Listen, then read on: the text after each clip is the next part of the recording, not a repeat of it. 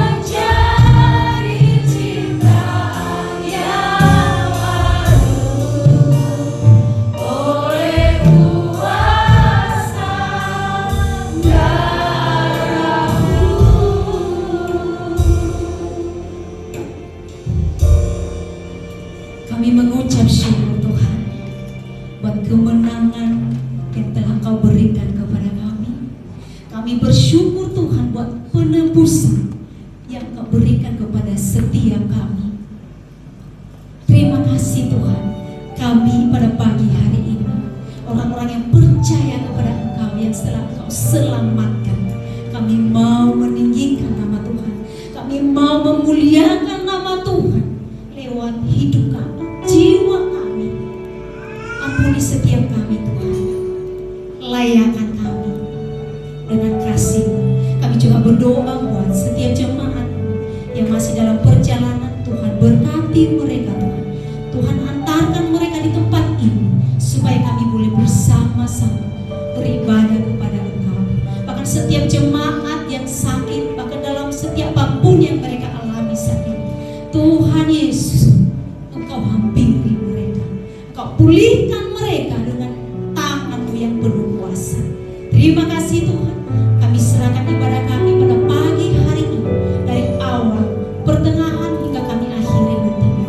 Hanya di dalam nama Tuhan Yesus kami sudah berdoa dan mengucap syukur. Yang percaya katakan amin. Kita semua sudah diselamatkan? Amin. Kita semua sudah dimenangkan? Amin. Marilah kita naikkan pujian kita. Sekarang telah tiba.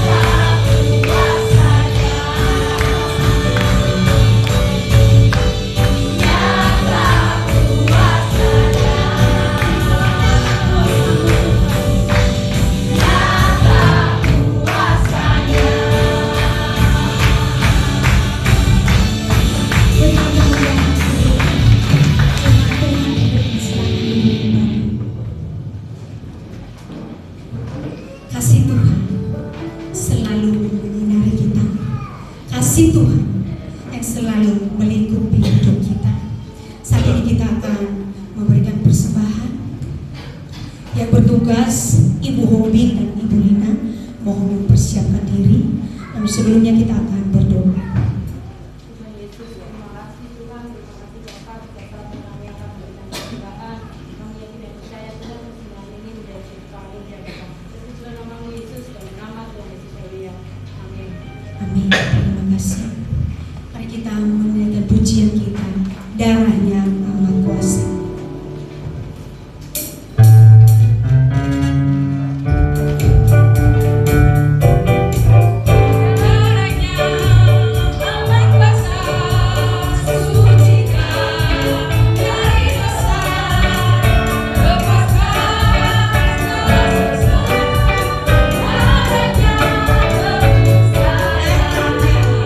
Darahnya amat kuasa.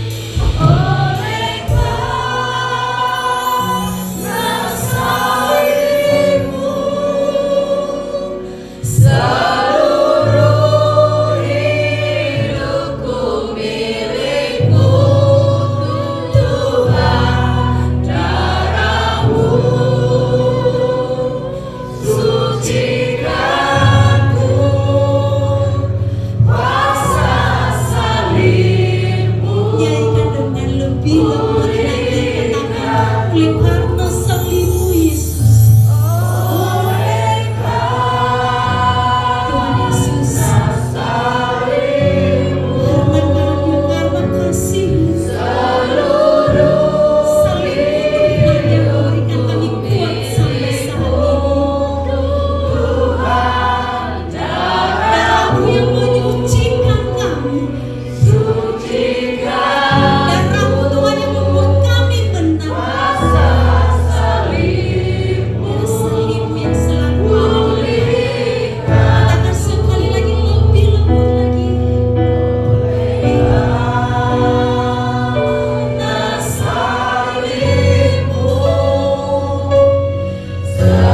Inilah ungkapan hati kami.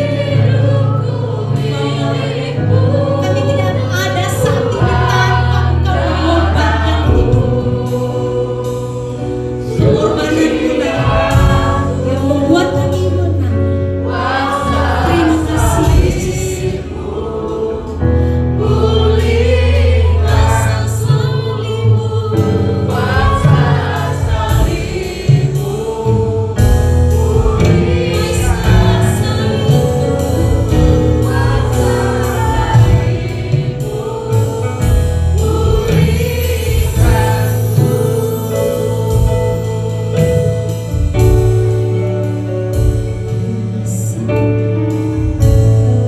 terima kasih Yesus untuk kemenangan yang Kau berikan kepada kami. Saat ini kita berdoa untuk firman Tuhan. Syukur bagimu Tuhan. Benar ya Bapa, karena kuasa pengorbanan-Mu Tuhan, Engkau sudah melayakkan kami Tuhan. Yang tadinya kami tidak layak Tuhan, tapi Engkau sungguh mengasihi kami Yesus, sehingga Engkau boleh melayakkan kami Tuhan. Kami bersyukur Tuhan atas segala pengorbanan dan kasih-Mu yang Kau curahkan buat kami ya Bapa. Dan kami sudah memuji Engkau Tuhan, bertanya setiap pujian dan apa yang kami naikkan ini Tuhan boleh menyenangkan hati-Mu, boleh berkenan di hadapan-Mu ya Bapa. Ntar kalau kami mau mendengarkan firman-Mu ya Bapa, biar kiranya Engkau urapi hamba-Mu yang akan Kau pakai untuk menyampaikan kebenaran firman-Mu. Biar kiranya isi hati-Mu boleh disampaikan Tuhan sesuai dengan apa yang Kau kehendaki ya Bapa. Dan Kau mampukan kami Tuhan untuk boleh menerima setiap kebenaran-Mu Tuhan. Kau mampukan kami untuk boleh mengerti setiap kata demi kata yang kami terima Tuhan. Sehingga Tuhan kami boleh bukan hanya mendengar, tapi kami boleh Tuhan melakukan setiap kebenaran firman. Kau rapi kami Tuhan, lembutkan hati kami Tuhan, dan kami boleh menerima kebenaran firman dengan hati yang penuh sukacita ya Bapa. Di dalam nama Tuhan Yesus Kristus. Haleluya. Amin. Terima kasih. Jemaat dipersilakan untuk kembali kepada hambanya, kami persilakan.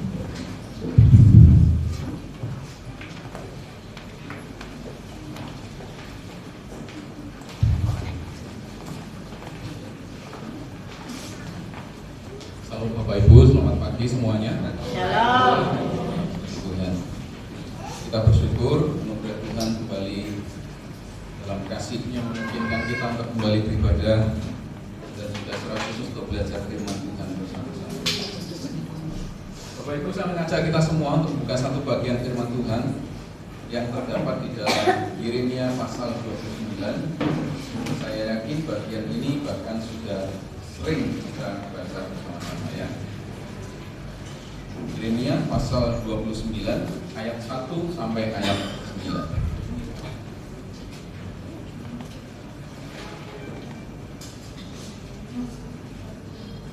Yeremia 29 ayat 1 sampai 9. Sudah semua ya Bapak Ibu? Saya akan membacakan nas ini untuk kita sekalian, dan mari bersama-sama dengan saya kita menyimak pembacaan firman Tuhan ini di dalam hati kita masing-masing. Demikian firman Tuhan yang terambil dari Yeremia pasal 29 ayat 1 sampai 9. Perikop ini diberi judul Surat Kiriman kepada Orang-orang Buangan di Babel.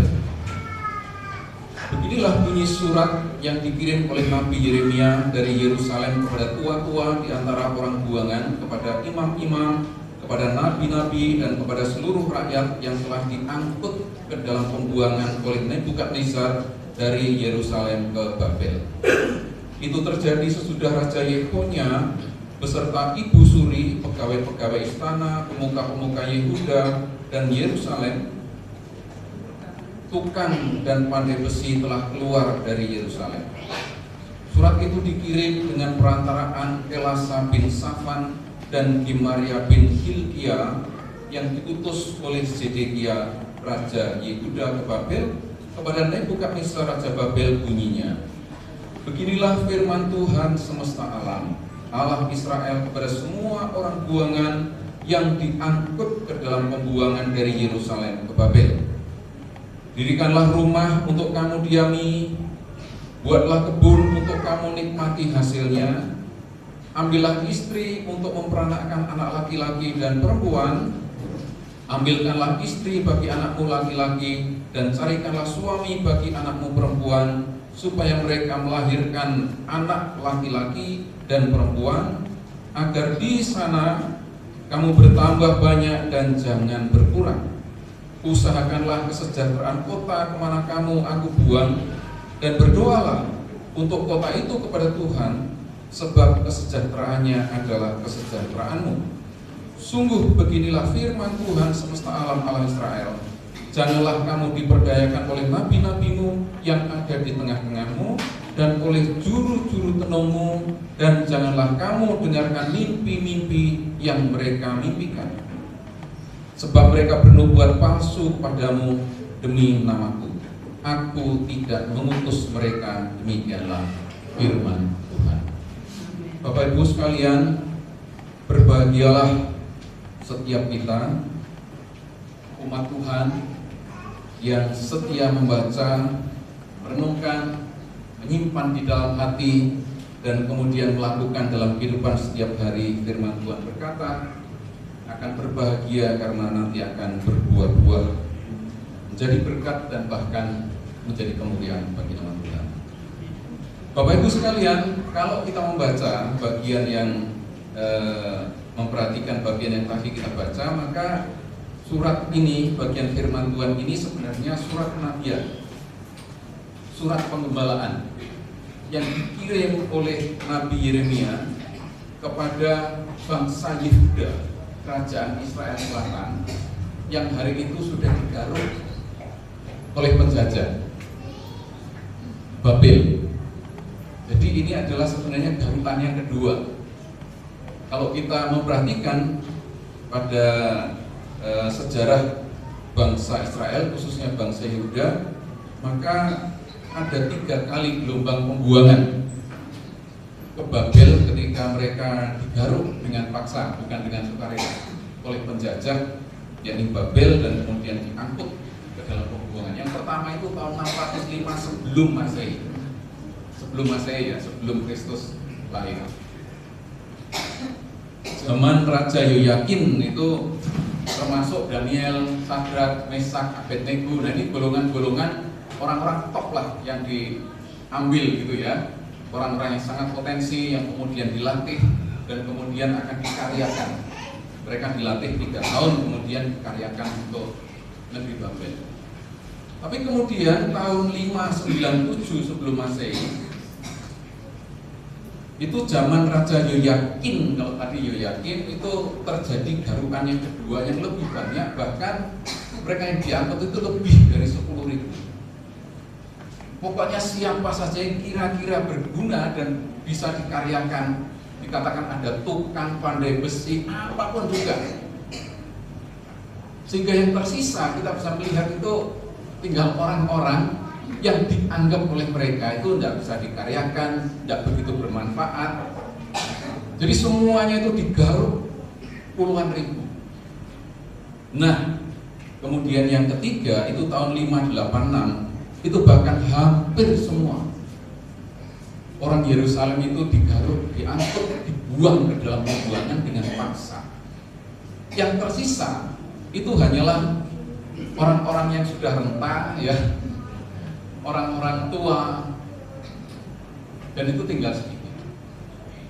Ketika kemudian kita melihat surat Nehemia ya, dan Nehemia berkunjung ke Yerusalem, itu dikatakan bahkan pagar tembok kotanya itu sudah runtuh semua, rumah-rumahnya itu runtuh, menjadi seperti padang asin, sangat menyedihkan. Jadi yang ada ini memang sudah tidak bisa diharapkan. Bapak Ibu Saudara sekalian, surat ini itu dikirim oleh Nabi Yeremia ke Babel. Itu setelah garukan yang kedua, ya, setelah bangsa ini digaruk, diangkut, dibuang ke Babel pada gelombang pembuangan yang kedua. Itu baru 8 tahun mereka ada di pembuangan, sedangkan mereka akan ada di pembuangan selama berapa tahun? 70 tahun. Masih kurang berapa, Pak? Masih kurang berapa? 62 tahun. Sebentar atau sedikit? Banyak dan masih sangat lama. Bapak Ibu Saudara sekalian, dibuang itu tidak enak. Bayangkan, namanya digaruk itu tanpa wawancara. Kamu mau enggak? Enggak gitu. Enggak pakai lamaran kerja. Ditawari nanti gaji di sana sekian dan lain sebagainya, fasilitasnya gini, nanti kamu akan tinggal di sana dan lain sebagainya. Enggak. Digaruk, dipisahkan dari keluarganya, digaruk begitu saja, dipisahkan, diambil dari rumahnya, dari ladangnya, dari usahanya, senang tidak senang, pokoknya digaruk dan dibuang. Sebagai bangsa yang terjajah, diangkut begitu saja, dibuang ke negeri asing, di negeri jajahan, dengan tidak ada harapan yang jelas, dengan tidak ada jaminan apa-apa, dengan tidak ada kepastian masa depan, dengan tidak ada kejelasan bagaimana nanti akan hidup dan menjalani kehidupan berpuluh-puluh tahun di negeri asing, bukan negeri kawan, tapi negeri yang menjajah. Bapak Ibu, dalam situasi seperti ini, kira-kira kondisi mental dan psikologis bangsa ini kita bisa bayangkan ya. Kira-kira nyaman nggak? Begitu digaruk, nggak sempat bawa perbekalan. Kalau sekarang nggak sempat urus depositonya di bank, dicairkan dulu, kemudian mengamankan properti, kemudian mengurus segala, enggak, hanya digaruk. Ya sudah, digaruk, dibuang, diangkut, taruh. Terserah gimana mau menjalani hidup, tidak jelas. Dan itu dalam waktu yang masih akan sangat lama. Bapak Ibu Saudara sekalian, itu sebab betapa pentingnya surat ini ketika dikirim oleh sang Nabi kepada mereka yang begitu tidak jelas. Mereka yang hidup dalam kecemasan, mereka yang hidup dalam ketidakpastian masa depan, mereka yang akan berpuluh-puluh tahun di negeri pembuangan dengan ketidakjelasan. Surat penggembalaan ini dikirim, surat kenabian ini dikirim, wahyu Tuhan melalui Nabi Yeremia itu dikirimkan kepada mereka yang ada di pembuangan. Bapak Ibu Saudara sekalian, saat ini kita tidak sedang dibuang, betul ya? Enggak, kita juga tidak sedang dijajah. Kita sudah merdeka, kita punya banyak kebebasan, kita memiliki pekerjaan, berkat Tuhan memelihara kita dengan begitu rupa hari demi hari. Kita hidup tanpa ancaman dan seterusnya. Apakah relevan kalau begitu surat penggembalaan untuk kita? Kita kan tidak sedang dalam pembuangan. Bapak Ibu Saudara sekalian, memang kita tidak sedang dibuang. Puji Tuhan, kita juga tidak lagi dijajah. Tetapi sebenarnya ada kondisi-kondisi yang kadang-kadang jujur saja menantang iman kita untuk bisa menghadapi hidup ini dengan tenang, dengan sejahtera. Kadang-kadang kita dihadapkan pada sebuah kecemasan, terkadang kekhawatiran menghampiri kita, terkadang ketakutan mengenai masa depan, ketidakpastian ekonomi ke depan ini bagaimana. Kadang-kadang menghantui, menggelayut di pikiran kita. Bagaimana nanti masa depan anak-anakku? Ekonomi ke depan dengan pekerjaan saya sekarang ini gimana kira-kira? Harga-harga naik, ya, dolar terus naik, rupiah makin melemah. Kita tahu PHK di mana-mana, puluhan ribu gelombang PHK, terus saja meningkat. Bapak Ibu Saudara sekalian, kadang-kadang hal-hal seperti ini memancing kita untuk cemas, untuk khawatir, untuk tidak pasti melihat masa depan. Surat penggembalaan ini, surat kenabian ini sangatlah penting bagi kita. Selagi Tuhan mengutus kita, menempatkan kita di zaman ini, di generasi ini, dengan seluruh pergumulannya yang khusus di tiap-tiap generasi, maka firman Tuhan, surat kenabian Nabi Yesaya, Nabi Yeremia ini akan menjadi begitu penting bagi kita sekalian. Nah, Bapak Ibu Saudara sekalian, saya memberi tema dari perenungan kita pada pagi hari ini, yaitu pengutusan untuk menjadi berkat. Sekarang coba bayangkan, bangsa ini untuk sekedar hidup saja susah. Nanti mau kerja apa di sana belum tahu, mau makan apa belum tahu. Dalam kondisi dipisahkan begitu saja dari sanak famili, dipisahkan dari seluruh situasi di rumahnya, kemudian digaruk begitu saja. Tetapi kemudian spirit yang sangat kuat dari surat penggembalaan ini adalah dimanapun kita hadir, supaya kita diteguhkan, dan dimanapun kita berada, itu adalah pengutusan untuk menjadi berkat di tempat di mana kita diutus. Amin. Mudah atau sulit? Kalau kita sekarang mungkin jauh lebih mudah dibanding saat bangsa Yehuda yang sedang digaruk dengan tidak tahu bagaimana harus menjalani hidup hari demi hari. Tapi seruan sang nabi ini tetap teguh, dan kemudian doakan kesejahteraan kota, doakan penjajahmu itu, doakan damai sejahteranya, doakan agar diberkati. Dengan kata lain, dimanapun kita diutus dengan situasi seperti apapun, itu adalah pengutusan Tuhan untuk menjadi berkat. Dan inilah panggilan setiap orang percaya, dimanapun kita diutus, termasuk kita semua di sini. Bapak Ibu yang saya kasih dalam Tuhan, mari kita belajar bersama-sama bagaimana surat kenabian Nabi Yeremia ini akan memandu kita dalam hidup kita di dunia ini, dalam panggilan kita untuk menjadi berkat di tengah situasi apapun. Yang pertama, Bapak Ibu Saudara sekalian, di dalam ayat 4, ayat 7a, ayat 8a, ayat 9b,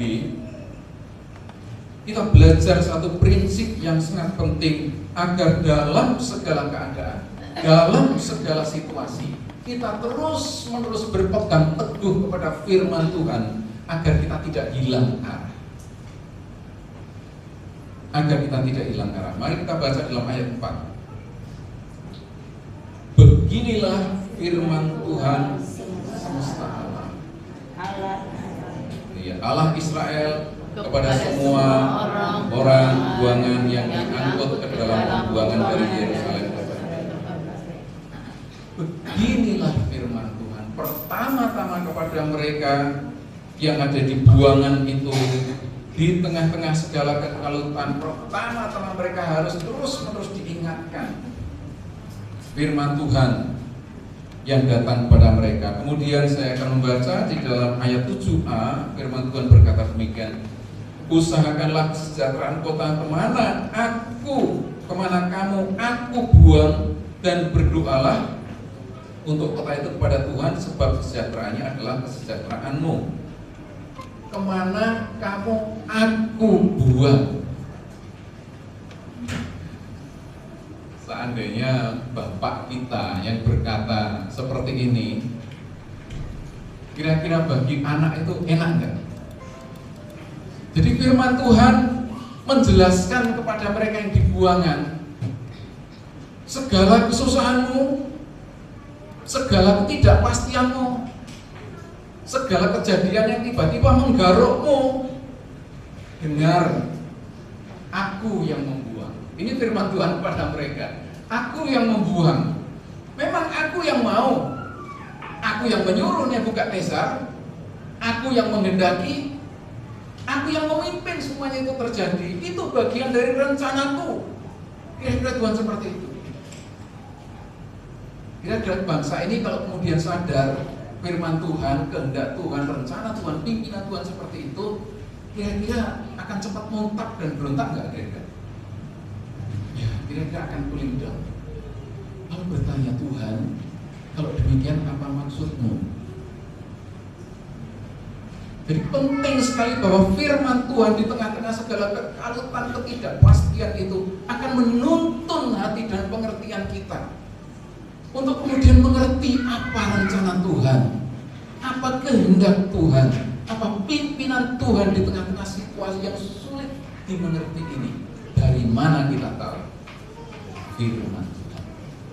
Maka berpegang teguh pada firman Tuhan dalam situasi apapun ini menjadi begitu penting. Ingat, iman timbul dari pendengaran akan firman Kristus, firman Tuhan. Jadi kalau kita kepingin iman teguh di tengah-tengah situasi yang tidak pasti, yang tidak jelas, rahasianya di mana? Bertekun dalam firman. Tepat sekali nasihat sang Nabi itu. Kemudian saya akan membaca di dalam ayat 8a. Firman Tuhan begini, sungguh beginilah firman Tuhan semesta alam, Allah Israel. Terus menerus mereka didengungkan, ini firman Tuhan, ini firman Tuhan. Janganlah kamu diperdayakan oleh nabi-nabimu yang ada di tengah-tengahmu dan oleh juru-juru tenungmu, dan janganlah kamu dengar mimpi-mimpi yang mereka mimpikan. Bapak Ibu sekalian, di tengah-tengah situasi seperti ini yang dialami bangsa ini, sedang terpuruk, tidak ada kejelasan bagaimana kehidupan tiap hari, penghasilan juga nanti gimana tidak ngerti, masa depan nggak ngerti, akan diperlakukan seperti apa nggak ngerti. Biasanya rentan sekali dengan suara-suara yang aneh-aneh. Oh, di sana katanya ada ini loh, cepat sekali berbondong-bondong sana. Oh, ada mimpi yang aneh-aneh. Wah, lalu ditafsirkan yang tidak. Rentan sekali untuk masukan-masukan yang tidak jelas itu begitu mudah menggoncangkan iman dan pendirian kita kadang-kadang. Oh, di sana katanya ada orang yang tahu ini loh, ada orang pintar. Ya, daripada kita nggak jelas masa depan kita ini, apa salahnya kita coba kunjung ke sana? Ya kan, kita bisa dengar dulu aja misalnya gitu. Ini suara-suara yang begini ini rentan sekali Bapak Ibu. Makanya firman Tuhan ini harus terus-menerus menjadi pegangan kita supaya kita tidak hilang arah pada saat kondisi seperti ini. Bapak Ibu, sebenarnya apa yang terjadi? Ketika mereka dibuang baru 8 tahun, padahal di dalam pasal 25 dikatakan pembuangan itu akan terjadi 70 tahun. Bangsa itu sudah dikasih tahu, sudah dipetbaik dulu sama Nabi Yeremia. Firman Tuhan sudah datang dan dinyatakan dengan begitu jelas di pasal 25.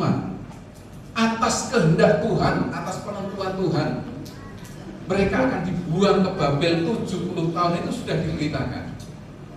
Tapi kemudian ketika pembuangan jalan 8 tahun, muncul seorang nabi palsu yang bernama Hananya.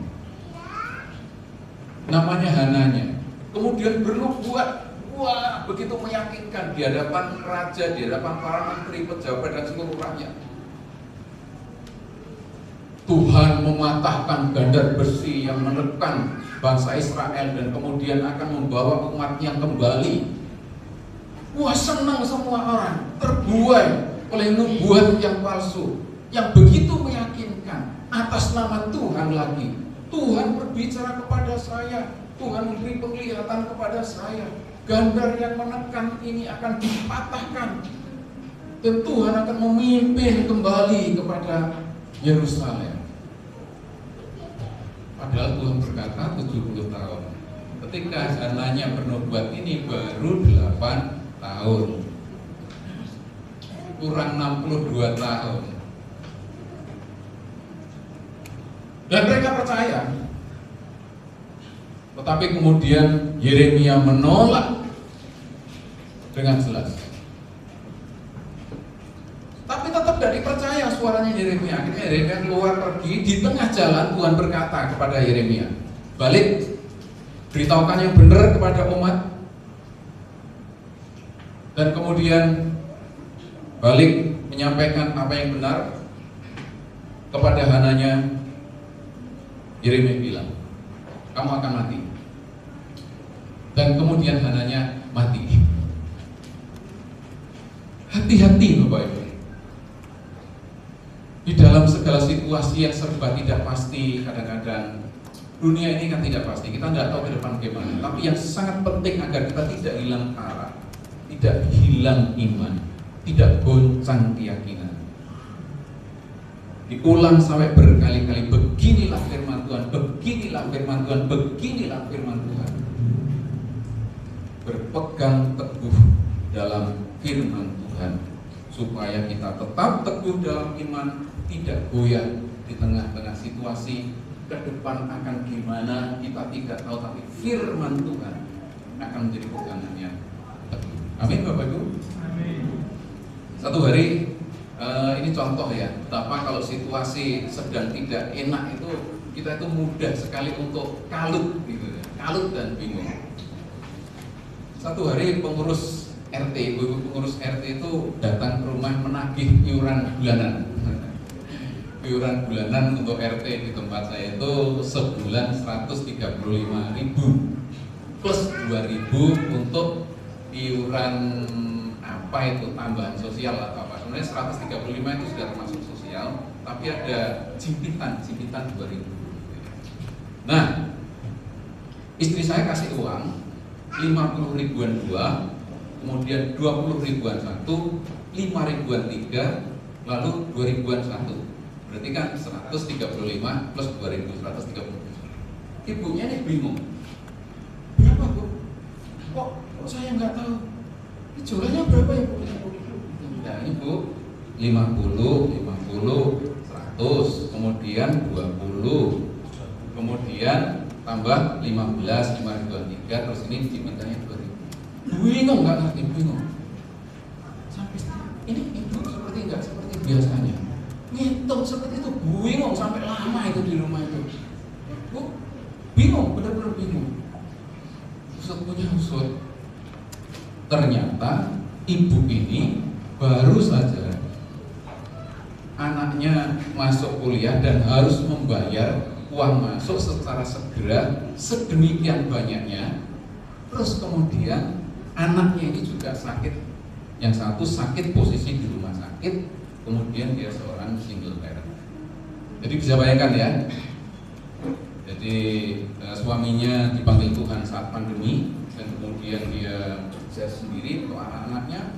Satu masih SMP, satunya masuk kuliah dan harus membayar cukup besar dalam waktu yang harus segera. Yang SMP ini dalam posisi di rumah sakit, sehingga dalam posisi kalut tadi, tidak konsen tadi nariki iuran RT gitu. Padahal biasanya juga cepat ngitung, bahkan kalau pun ada 2.000-an ada ini cepat. Hari ini istri saya baru ikut bingung, ibu ini kenapa?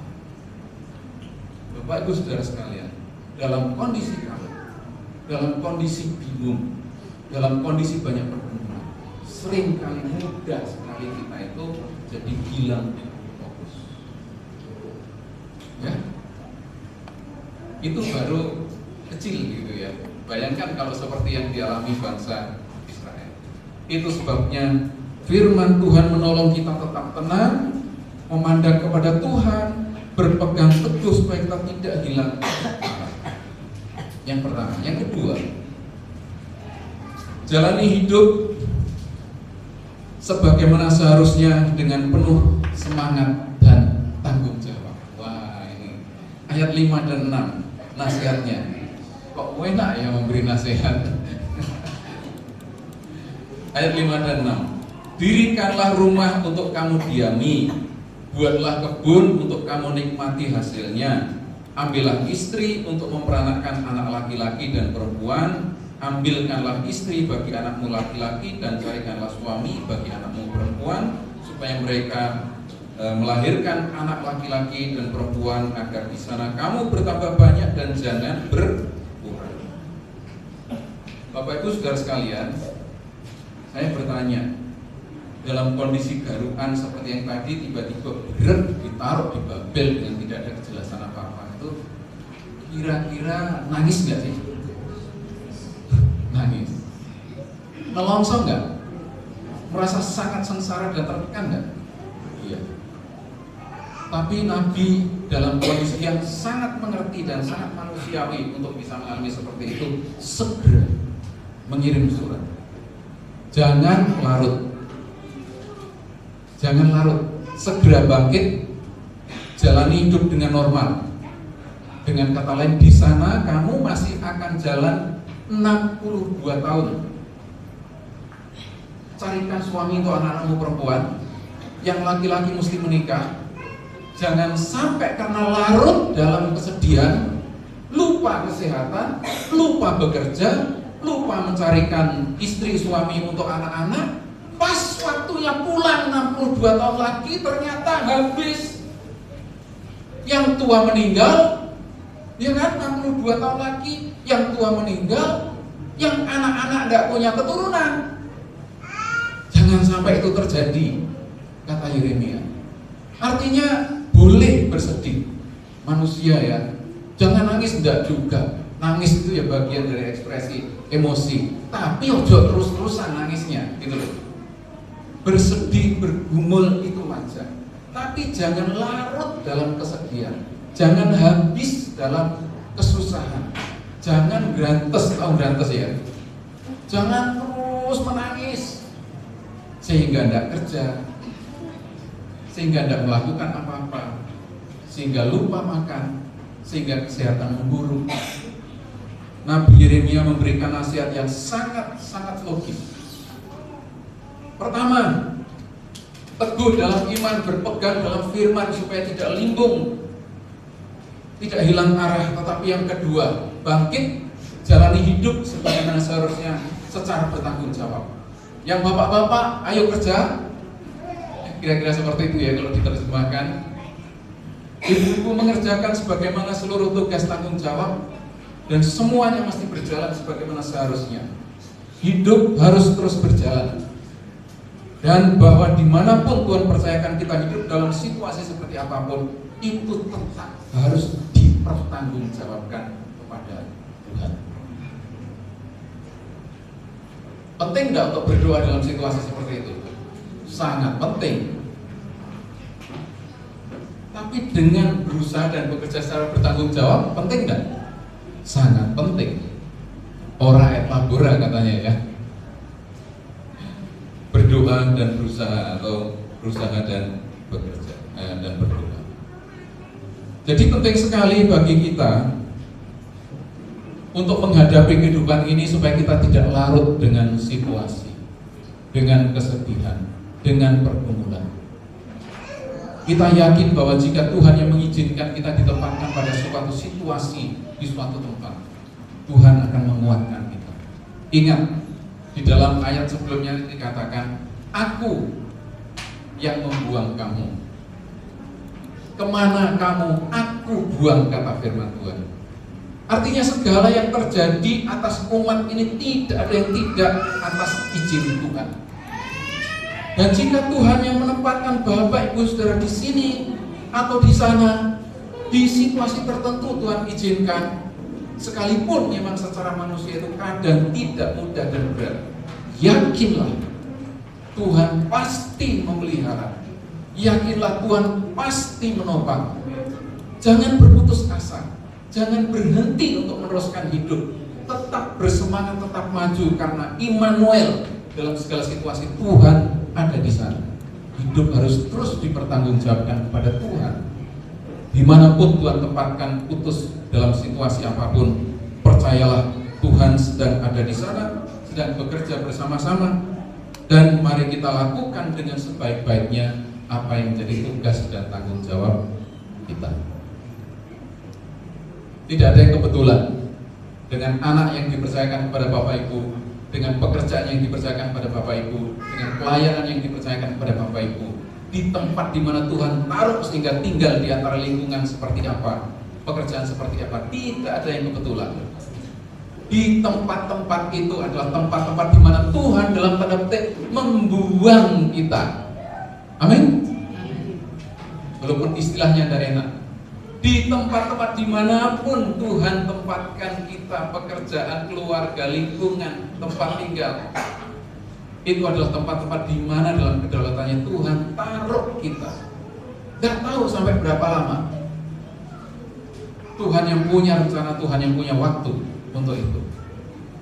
Tapi percayalah, jika Tuhan yang melakukan itu, Tuhan juga adalah Tuhan yang berdaulat dalam segala pemeliharaannya. Maka daripada bersungut-sungut, kok aku ditempatkan di sini, kok aku dibuang di sini, menghabiskan waktu untuk itu, mari kita jalani dengan penuh semangat, dengan penuh pengharapan, dengan penuh keyakinan akan pemeliharaan Tuhan. Jalani kehidupan dengan baik dan penuh tanggung jawab di hadapan Tuhan. Nah, itu akan jauh lebih sehat ya. Jadi kira-kira optimis ya.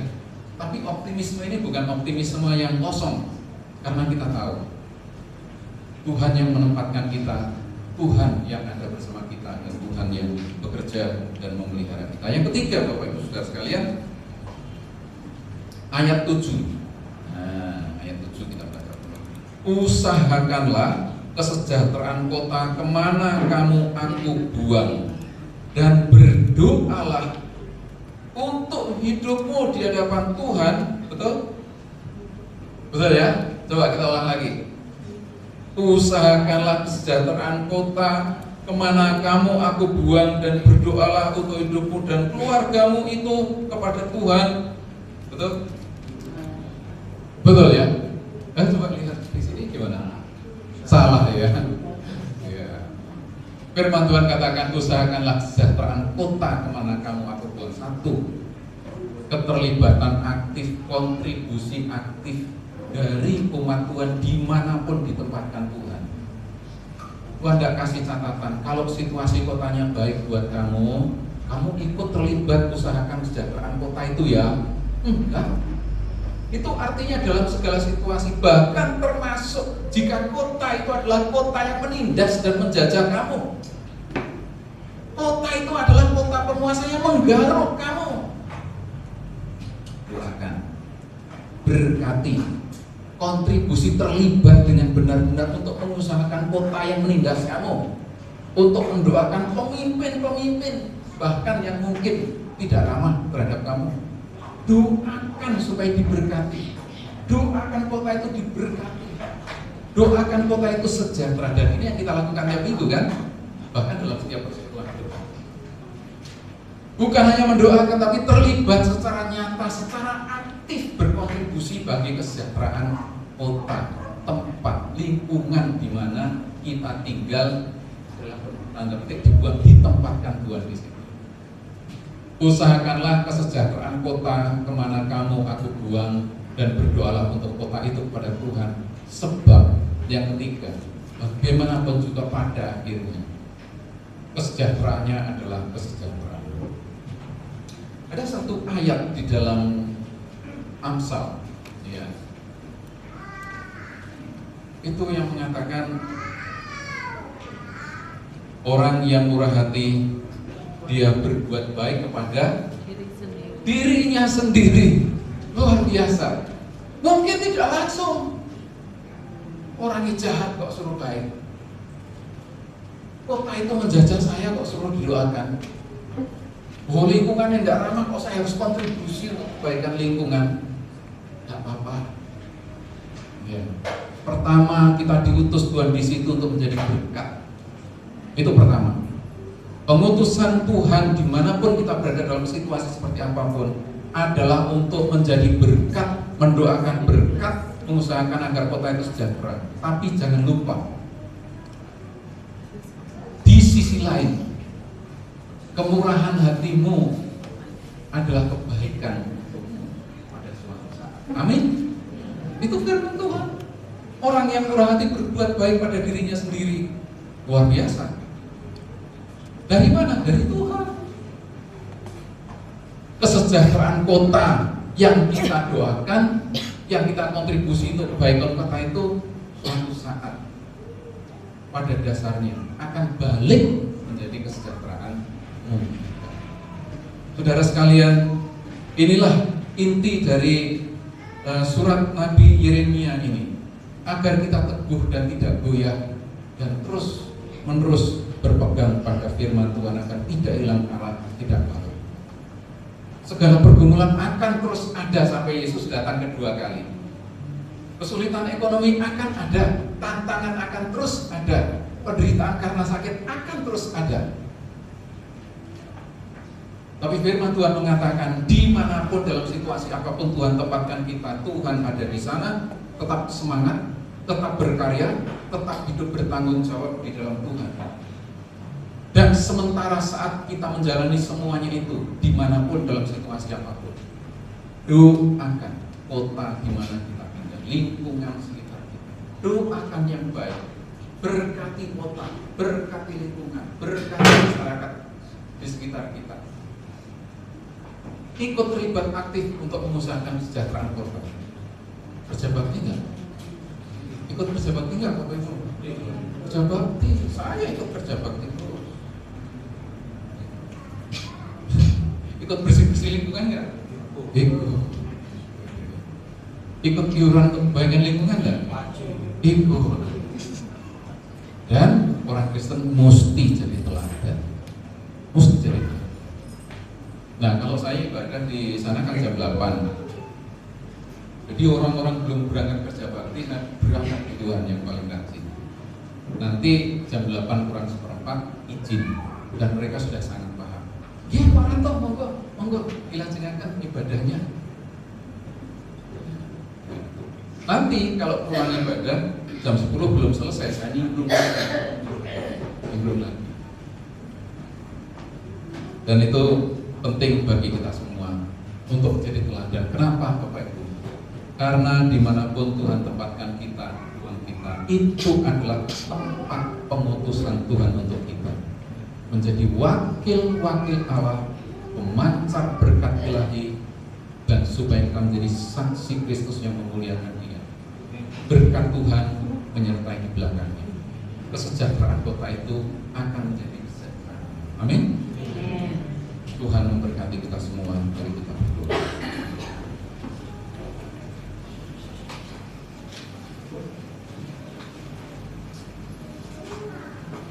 Mari kita mengambil waktu sejenak untuk merefleksikan kebenaran firman Tuhan ini, Bapak Ibu.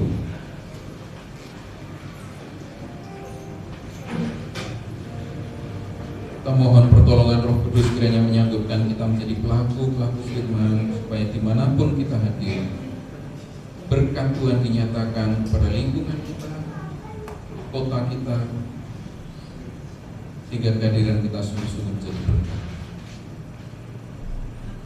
Bapa, kami sungguh mengucap syukur untuk firman-Mu pada pagi hari ini. Kami sungguh berterima kasih karena jika kami mengingat panggilan kami, keselamatan kami, betapa anugerah Tuhan sungguh luar biasa bagi kami. Betapa kasih Tuhan telah dinyatakan melimpah-limpah bagi kami. Tuhan, dan Engkau masih terus mengizinkan kami untuk hidup di tengah-tengah dunia ini, di tengah generasi ini, di lingkungan kami, tempat kerja kami. Karena Tuhan mau kami hadir menjadi wakil-Mu. Karena Tuhan mau kami hadir menjadi putusan-Mu yang menyatakan berkat-Mu.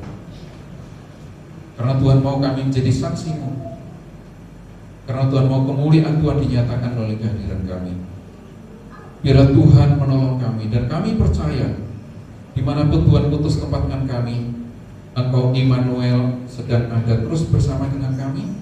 Engkau bekerja di dalam segala situasi, dan Engkau memelihara kami dengan sempurna. Terima kasih Tuhan, kami mengucap syukur. Biarlah firman-Mu meneguhkan kami, terus membawa kami dalam optimisme dan semangat yang kudus di dalam Tuhan. Terima kasih Bapa, terpuji Engkau. Dalam nama Tuhan Yesus Kristus kami berdoa. Amin. Bapak Ibu sekalian, kita akan melanjutkan dengan sakramen perjamuan kudus.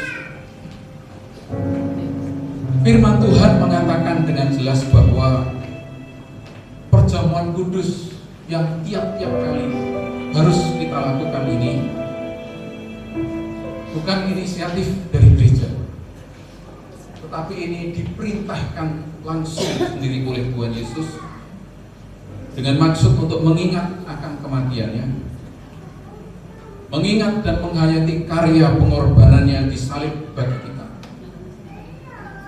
Sehingga tiap-tiap kali kita mengambil bagian dalam upacara perjamuan kudus, perjamuan suci ini, itu akan selalu menjadi pernyataan iman bagi kita atas karya Kristus di salib, dan juga menjadi pengalaman iman, penghayatan persekutuan dengan Kristus, di mana kita menjadi satu dalam kematiannya dan dalam kebangkitannya sampai selamanya. Itu janji Tuhan. Oleh karena itu saya mengundang Bapak-bapak atau Ibu yang bertugas dalam pelayanan perjamuan kudus pada pagi hari ini, dipersilakan bisa ke depan.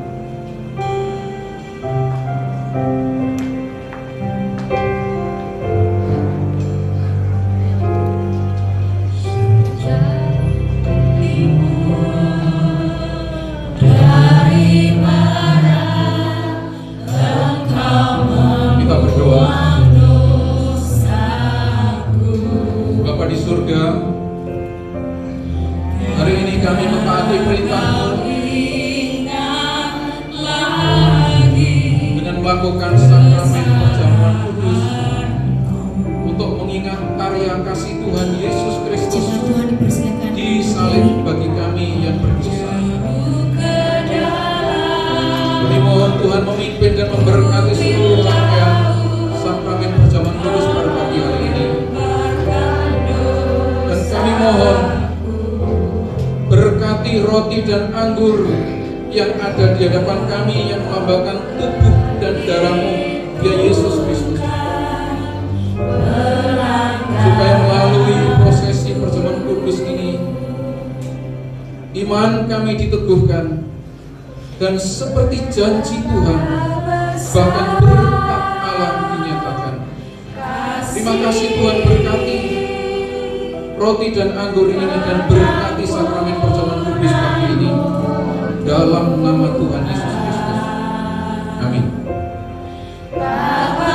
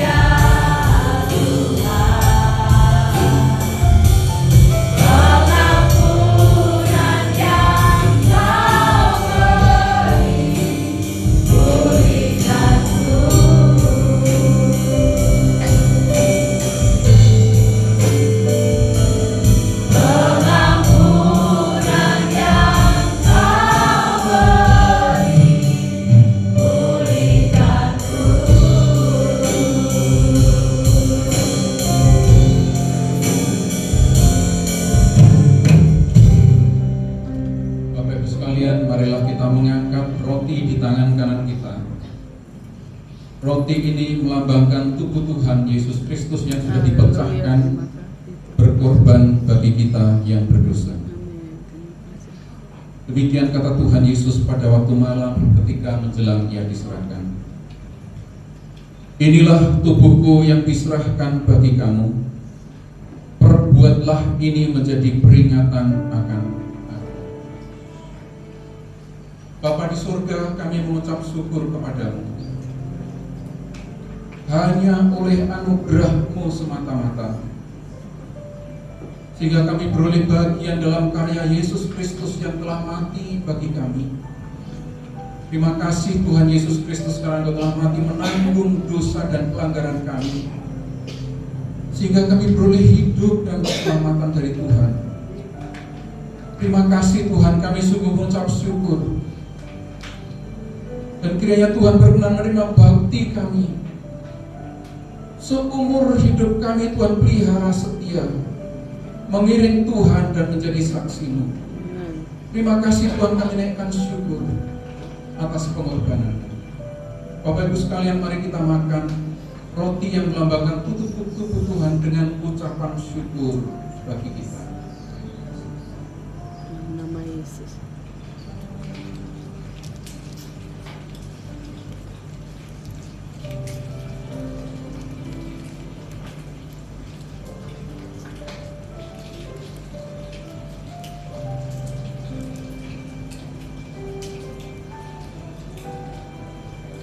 Mari kita mengangkat cawan berisi anggur yang melambangkan darah Yesus yang tercurah bagi kita.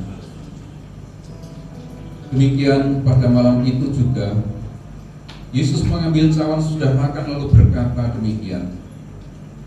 Cawan ini adalah perjanjian baru yang dimeteraikan oleh darahku. Perbuatlah ini setiap kali kamu meminumnya menjadi peringatan akan aku. Bapa, kembali kami mengucap syukur kepadamu. Ketika kami mengangkat cawan berisi anggur ini, kami mengingat akan darah Yesus Kristus yang sudah tercurah bagi kami yang berdosa, yang membasuh kami, yang menyucikan kami, yang menyelamatkan kami. Bapa, kami naikkan syukur padamu atas anugerah-Mu yang bahkan tiada terkira. Kami mengucap syukur atas karya-Mu ya Yesus Kristus. Terima kasih untuk darah-Mu yang sudah Kau curahkan. Terima kasih atas pengampunan Tuhan. Tolonglah kami Tuhan, supaya hidup kami pun boleh tercurah sebagai ucapan syukur bagi-Mu. Terpuji nama-Mu ya Tuhan Yesus Kristus. Bapak Ibu sekalian, mari kita minum anggur yang melambangkan darah Yesus yang sudah tercurah bagi kita dengan penuh ucapan syukur. Amin.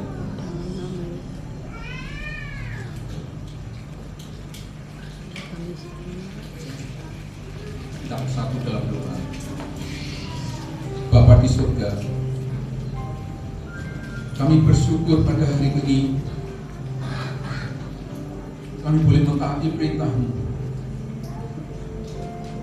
mengambil bagian dalam perjamuan kudus untuk mengingat karya Yesus Kristus yang sudah berkorban bagi kami. Tolonglah kami supaya ini pun mengingatkan kami. Kami hadir di tengah-tengah dunia ini menjadi saksi yang memberitakan tentang kematian Yesus Kristus sampai Kau datang yang kedua kali ya Tuhan. Pelihara dan terus teguhkanlah iman kami, dan biarlah kiranya berkat-Mu turun atas kami sesuai janji. Dalam nama Tuhan Yesus Kristus. Amin. Dipersilakan duduk Bapak Ibu sekalian, waktu sekalian.